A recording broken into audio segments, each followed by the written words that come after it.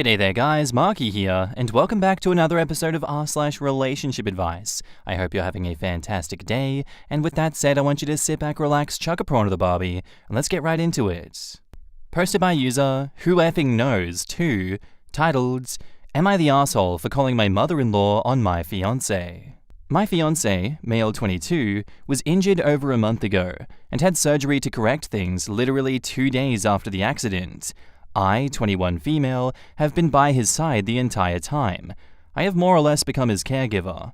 In the last month, I've taken over the role of keeping our house together. I cook all the meals, I take care of the pets, I stay up all night to tend to his endless needs. I take him to the bathroom. I've been working remote. I haven't left the house for more than an hour since the accident, aside from taking him to and from appointments. I'm not saying this to complain. I am grateful that my life allows for me to support him in the way that I have. My problem is his attitude. He was given very strong painkillers for the first 2 weeks after surgery. He had to extend his time on them and recently stopped taking them in the last week. When he was taking them, he thanked me, told me how much he loved me, apologized at every step, though he didn't need to. Without the meds, he doesn't seem to see that I'm helping him. Every dish I bring him is the wrong one. He will yell for me, and when I come, he will tell me to F off. If he's in pain, he expects me to fix it. I am exhausted. I can't do anything right, and it's wearing on me. I haven't slept in weeks. I haven't seen a friend or family member in way too long. I can't even be on the phone for more than 10 minutes without it being an issue. After days of what turned into verbal abuse, I called my mother-in-law. I told her everything as soon as I saw he was asleep. I cried for about 15 minutes. I felt terrible unloading on her like that, but I had so much built-up frustration, I just couldn't. She was very supportive on the phone, let me know that I wasn't wrong to feel like that, and let me cry. After hearing everything, she was furious and ended our call to talk to her son. She tore him a new asshole.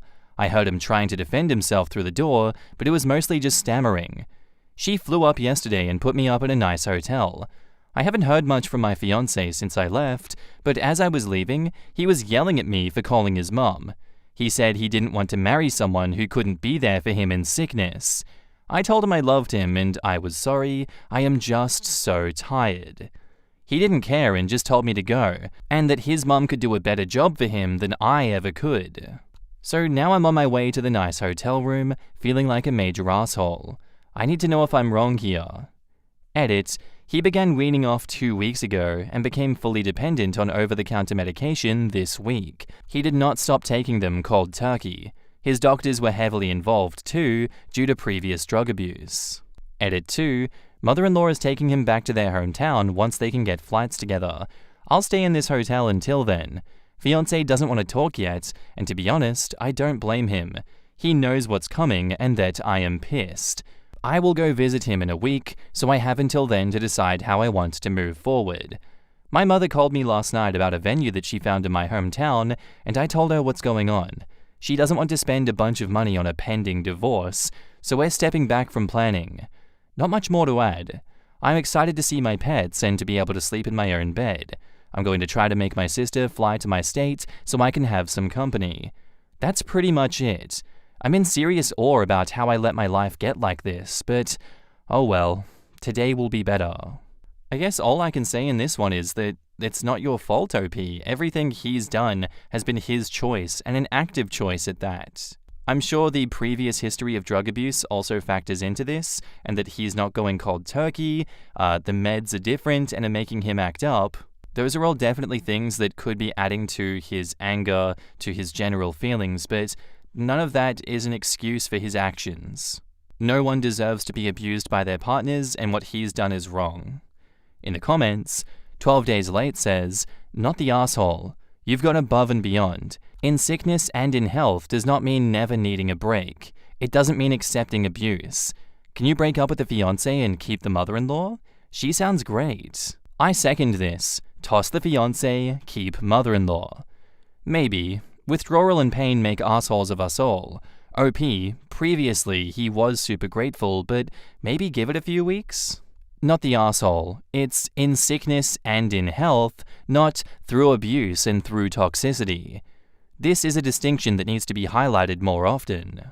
You just got a taste of your life together, a real behind the scenes. You've done nothing wrong here, and I would urge you to take this time away to reflect on your relationship and what you want moving forward, not the asshole. Not to mention the throwaway line there at the end, due to previous drug abuse.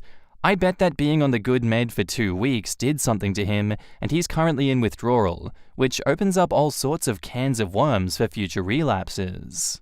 I have been with my hubby for 17 years. I've been tattling on him for at least 15. I go to his mum when he's being unreasonable because, unlike my own, she will still love him. I think it's great you went to his mum for 2 reasons. 1, while she may be mad at him, it's not going to change the fact that she loves him. Your family and friends would be more likely to change their viewpoints of him. And 2, it's so awesome that you have the type of relationship with his mum that you could go cry to her. As previously stated, ditch him, but keep her. She sounds like a winner, not the asshole. I went to my in-laws for help and support when I discovered my ex's 400 texts to the woman with whom he was having an affair. My ex-mother-in-law's response was, "How dare you check his texts?" There is an update in the comments. OP says, "I've returned. My last night in the hotel, I called my parents to make a plan, and it didn't go well. I'm home with my fiancé again. He won't talk to me except to bark orders at me. I'm hoping I can move out within a month or 2. Surgery and recovery are expensive, and we have been living on my income for some time, and I'm pretty broke, but I'm keeping my head up and I'm confident that I can get myself out." Someone asks OP, why didn't he go with his mum? And OP replies, "I know she pushed for him to go home, but he is a very stubborn boy. Thank you. I will be okay." And now, onto the updates. So I went home 2 days after posting. Things were sad. My mother-in-law had cleaned, but the energy in the house was a bummer. The first thing he said to me when I got back was, "I'm glad you're back. Can you make me a snack?" There was no apology, no accountability, just a task. He only talked to me when he needed something. His attitude was worsening. My mother-in-law took the rest of the prescribed opiates, so I knew he wasn't using. The weekend following the mother-in-law debacle, my wonderful fiancé told me that he had friends coming to stay for the weekend. 2 hours heads up. Didn't ask. I sighed and made up the guest room. His friend and friend's girlfriend came to stay. During the stay, my fiancé bought me flowers, got out of bed daily, took me out, and let me call my parents unsupervised. The day they left, he was back to bed with a shitty attitude. I wish I could say that I'm in my own apartment with my pets and a bottle of rosé that's just for me, or with my girlfriends that I haven't seen in months. Unfortunately, I'm writing this on the couch while I listen to the music that are his endless demands. However, I do have a light at the end of the tunnel. I'm scared to leave him in person, but he's leaving the country for a month in April. My sister lives abroad, and I'm working on getting to her during that month. It's a process, especially with pets. I look forward to getting there.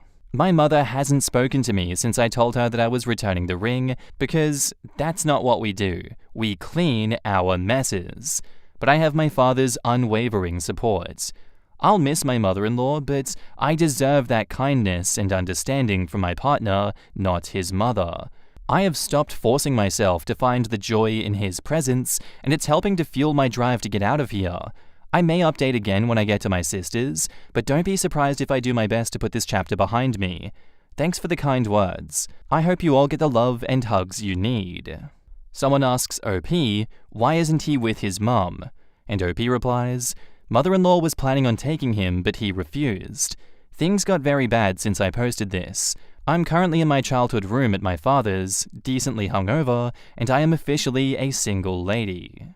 On the topic of calling her parents unsupervised, OP says, I called my sister once when I was scared of him a while back. She called the police. He liked to be in the room when I was talking to family following that incident, so I didn't say anything dramatic.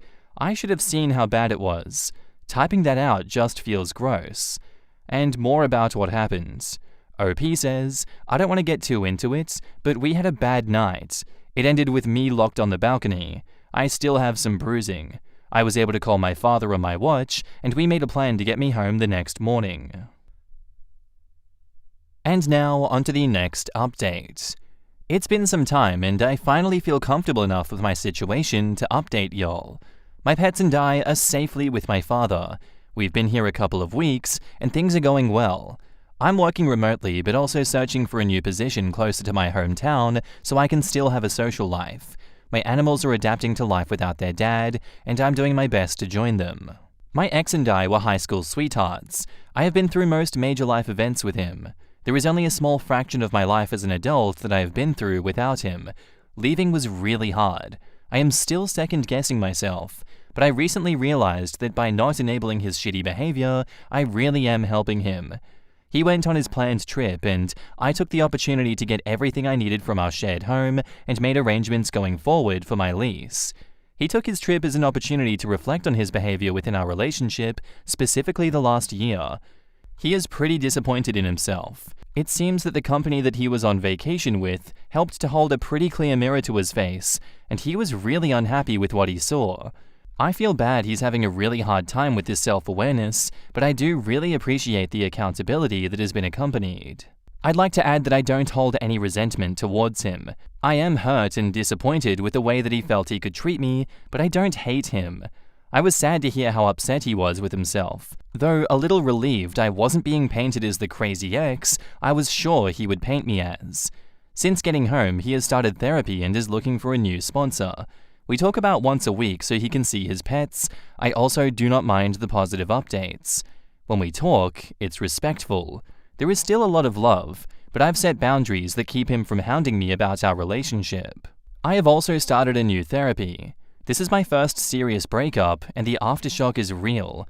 It's hard to lose your best friend, future husband, and father of your fur babies in one go. I am confident, however, that this is essential to both of our growth. I'm happy that we can have a respectful, albeit small relationship. Who knows what the future holds, but for now, I'm doing my best to be content with this new independence, and grateful that my life can go through roadblocks and I can get through them easily, thanks to my amazing support system. I still haven't spoken with my mother. That will be much later, and I will be requiring a serious apology. I love my mum, but I'm not going to stand for her demanding I make really unhealthy choices to appease her, and so she doesn't have to be embarrassed by my broken home. I mean, come on, man. I'm 21. My broken little tyke's home, let's be real. I am young and smart and pretty, and I have a really good kind life in my future. Thank you for helping me not to settle for comfortable. I hope I never have to update again, and I hope you are all having a really good Friday. In the comments, someone says to OP that it's good his behavior is improving, but don't rejoin the relationship. And OP replies, absolutely. I'm pleased to see progress, period. I have no intentions of rejoining that relationship. I am just really happy that he is also getting a new start that is positive, and I am proud of him for taking it seriously and getting the help he needs. I was fully expecting self-destruction while blaming me, and instead, he's owning up to his mistakes and trying to do better for himself. And now for the next update, titled Surprise Twist. I left out of my last post my final interaction with my ex. It didn't seem too important at the time, but we had a final hookup the last time I saw him, and I am now pregnant. This was my biggest fear while with him, having a child and being solely responsible for them. I am now in that exact position. I told my ex a couple of days after I found out. I assured him that this changes nothing about our relationship, but as he is the father, he has the right to be involved in the conversation. He declared he is moving to my hometown and he will be the best goddamn father you've ever seen. I have my doubts. I am full of anxiety. I've barely learned how to treat myself correctly. I want my kid to be so beyond loved. I want my child to have everything in the world and more. I don't know how to do that on my own.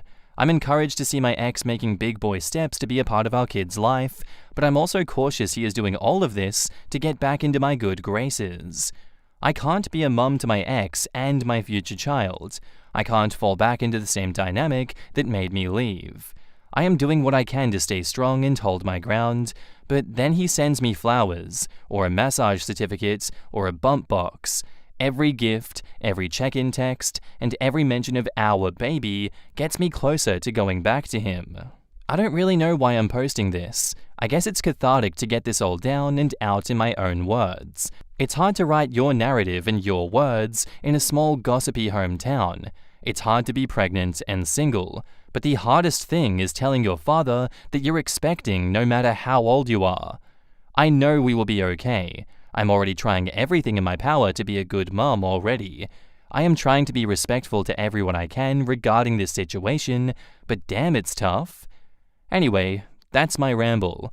I doubt anyone reads these anymore, lol, but I'm glad I said it. In the comments, someone asks OP, are you sure you want to be tied to him for the rest of your life? Because that's what this baby will do. And OP replies, no, I'm not. I'm not too sure about much right now. I do know that I already love this baby more than I can say. I know that he loves our baby already too, and that's all I really care about. His mum is good at reining him in, and I have to believe that things are going to be okay.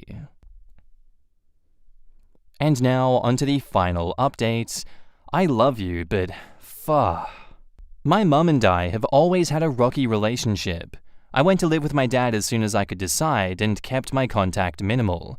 After high school, I moved away for college and for a good job with my ex. My mum followed me to my new city, and we tried to rebuild our relationship. Unfortunately, I got scared of the choices I made when I was with her, so I went back to low contact, and she moved back to my hometown. Unfortunately, recently my life turned upside down. Long story short, my boyfriend and I broke up.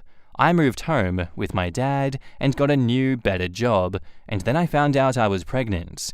My dad has a full house, and I made the decision to move to my mother's guest house for my pregnancy so I can save more money for Bebe, and move out once they're around 2 months old. The timeline works for my finances, and I figured since I'm just on her property, not main house, it might be easy to keep a low profile. How naive.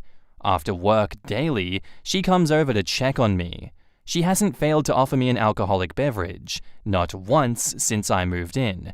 She chain smokes right outside of my bedroom daily and stays late. I know it's her home. I know that she's very kind to have me here, but I'm growing a person right now. I'm preparing myself for motherhood, single motherhood. I work long, demanding hours, I am stressed and isolated, I would love an effing drink, but I'm pregnant. I can't drink. The time I brought it up, I was screamed at, and she asked me to leave in the morning. It was really upsetting and stressful. I feel like she comes here to bait me into picking a fight so she can pull every power play to make me feel small. So anyway, Mum, I love you, but man. I'm trying to give our entire family a healthy new friend. I am trying to re-establish myself as an adult in the town that I was a child in. I am trying to do better for myself and my baby. Please respect that for me. Please respect that enough for your grandchild. I love you. Please try to love me. In the comments, Corduroy Clementine says, OP at the beginning, I have an abusive boyfriend and a terrible mother. OP at the end, I now live in my mother's guest house and am pregnant by my abusive ex-boyfriend. That ex part doesn't sound like it will last long, honestly. She'll get tired of living with her mum and will move back in with him. She'll probably get married soon as well, as a way for her fiancé to show his devotion, which is BS. I'm really trying not to victim blame, but OP reminds me of my sister. I'm no contact with her and her mess. I get that my sister is a victim of a few abusive relationships, but she was, when I cut her off, constantly going back and forth with 2 guys who apparently abused her. She'll break up with one, be single for a week, cry how life is hard, and find another ex. One time she found a new relationship that also, apparently, went abusive. That and her drug use made me cut her off over a decade ago, and I don't regret it. That type of victimhood is too much for most people to continue to empathize with, especially when the victim continues to put themselves in bad situations happily. It's been a decade since I had that conversation with her, but my family has given me updates, and she hasn't changed one bit. She had 2 kids with one abusive ex. That ex has custody of them, so she rarely sees them, and apparently she's now married and pregnant again with some guy that she met 3 months ago. She keeps reinforcing my need to stay away from her and her issues for my sanity. I wonder how OP's dad feels about her at this moment. She was so close to getting out and having that good kind of life that she wanted. Just a series of bad decisions. Cutting a long relationship, I think, would be very hard, but being friends with your ex is even harder. Eventually it led to pregnancy. I'm wondering if she was baby-trapped, or if the sex was not planned and they did it without protection. Even then, she left her safe space at her dad's house and went to her mum's house, who's a real piece of work. A very bad choice in my opinion. I hope she gets better and has a good life, which she desperately deserves. And that's where I'm going to end today's episode, guys. I do hope you enjoyed. If you did, let me know what you think about it down in the comments below, and I'll see you in the next one. Bye.